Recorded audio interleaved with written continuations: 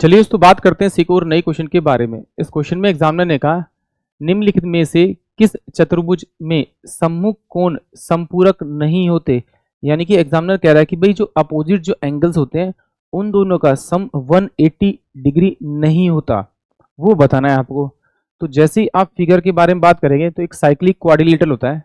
Cyclic quadrilateral का मतलब होता है एक सर्कल के अंदर एक चतुर्भुज।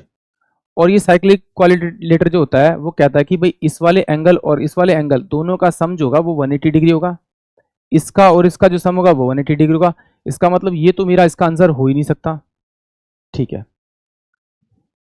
क्योंकि इसका जो अपोजिट एंगल का सम क्या आ रहा है आपका 180 आ रहा है। अब बात करेंगे स्क्वायर की, तो मुझे मालूम है इसकी साइड इक्वल होती है और ये वाला एंगल 90 डिग्री का होता है, ये भी 90 डिग्री का होता है, ये भी 90 का, ये भी 90 का। तो आमने सामने का सम भी तो इसका 180 होता है, तो इसका मतलब ये भी इसका करेक्ट आंसर नहीं है। बात करेंगे रेक्टेंगल की।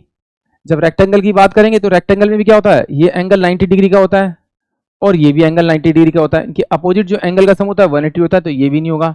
इसका मतलब ऑप्शन सी ही इस क्वेश्चन के लिए करेक्ट होगा, क्योंकि पैरेललोग्राम क्या होता है, अगर ये वाला एंगल मेरे पास में आपका 60 है तो ये भी मेरे पास में 60 होगा, और ये मेरे पास में अगर 120 है तो ये मेरे पास में कितना होगा, आपका 120 होगा। यानी कि इनके आमने सामने के दोनों एंगलों का सम 180 नहीं होगा।